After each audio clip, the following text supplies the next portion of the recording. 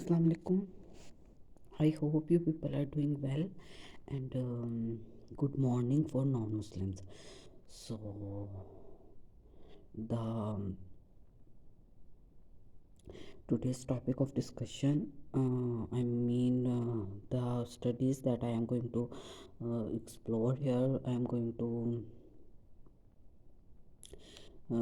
discuss is related to some sort of soil classifications. And तो मैं आपको यहाँ पर ये बताना चाह रही हूँ कि ये चीज़ें क्यों ज़रूरी हैं और इन इन इनमें मतलब इसमें ऐसा क्या है कि हम इनको स्टडीज़ करते हैं। और जब इनको हम स्टडीज़ कर लेते हैं और लेट्स सी कि कोई आउटसाइडर है जिसको नहीं इतनी नॉलेज और वो मतलब he want to know about these things, तो ये चीज़ें काफ़ी उसके लिए फिजिबल हों। और फॉर सेक ऑफ जियोलॉजिस्ट अगर मैं बात करूँ तो ये ज़्यादा आसान है। और इन चीज़ों को पढ़ना, इनको डिस्कस करना, और जिसको नहीं पता चले वो मुझे ज़रूर कम्युनिकेट करें। It will be honour for me कि कोई मेरी मिस्टेक निकाले। और हाँ, इसके अलावा हाँ, मैं बताने लगी थी कि क्लास सॉइल्स को कैसे क्लासिफाई किया जाता है, क्या उसके मतलब बेसिक जो हैं, मैं क्या बताऊँ आपको कि हाँ, किस बेस पर हम सॉइल्स को क्लासिफाई कर सकते हैं on the basis of the studies, on the basis of the information. So मैं आप लोगों को बता सकती हूँ कि साइज़ की पॉइंट ऑफ व्यू से हम कर सकते हैं, और इसके अलावा इनकी डिस्ट्रीब्यूशंस के अकॉर्डिंग जो है ना कर सकते हैं। सो मैं आप लोगों को यहाँ इसके मामले में आपको मैं रीड करके मैं आपको बता देती हूँ।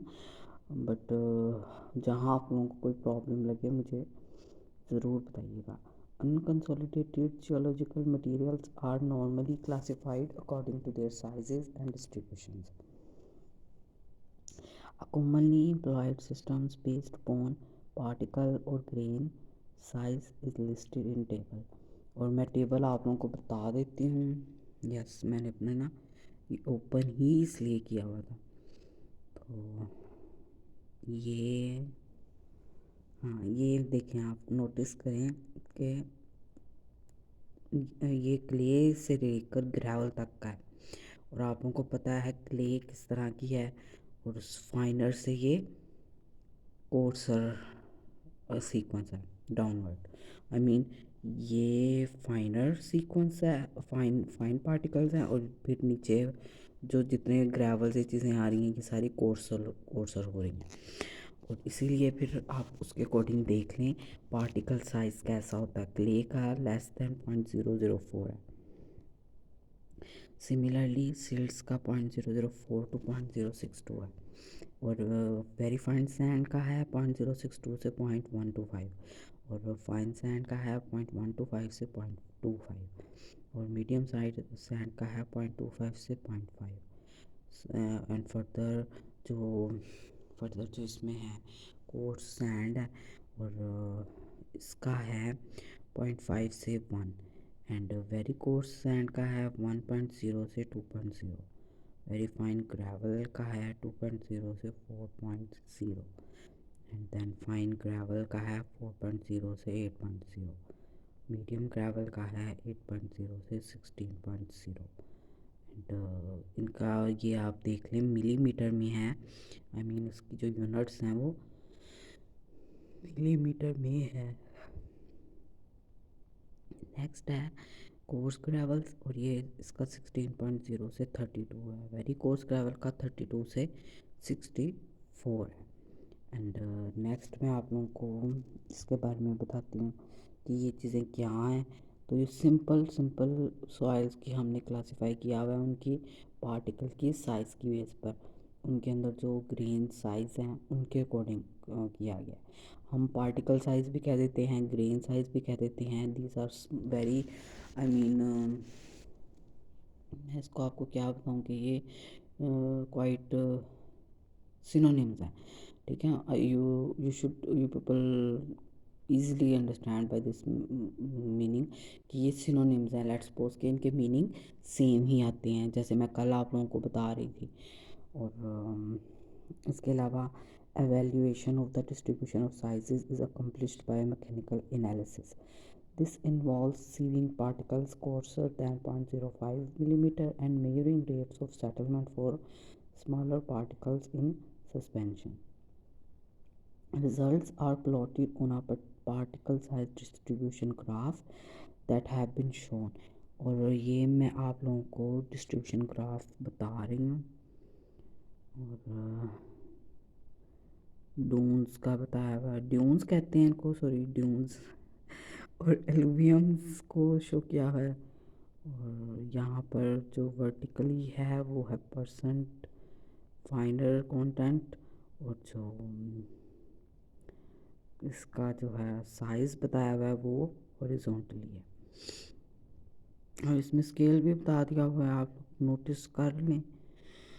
अच्छा, मुझे कभी कभार ना स्केल में कभी कभार बहुत डिफ़िकल्टी होती है। शुरू में मैं जब फ्रेश ग्रेजुएट होता है ना बंदा, तो उसको उस वक्त मसला होता है, मैं मानती हूँ। लेकिन कुछ चीज़ों में जब मैं करने की कोशिश करती हूँ ना, अब तो मुझे फ़ील होता है कि ये चीज़ें मेरे एट दैट टाइम शायद मुझे नहीं आती होंगी, अब मुझे याद नहीं है, लेकिन ऐसे है। तो जिसको ये ना जैसे प्लॉट ग्राफ करते हैं, सॉरी ग्राफ को प्लॉट करते हैं ग्राफिक शीट्स पे, तो कैसे उसको लेते हैं। आपके पास कोई एरिया लेट्स सपोज इतने किलोमीटर का है, तो मुझे इसमें आजकल ना डिफ़िकल्टी हो रही है। तो मैं इसीलिए यहाँ पर जब मैंने ये ग्राफ देखा है ना, तो मैं आप लोगों को समझा नहीं पाऊँगी। तो इसके लिए माजरत है। इसके लिए आई एम एक्सट्रीमली सॉरी।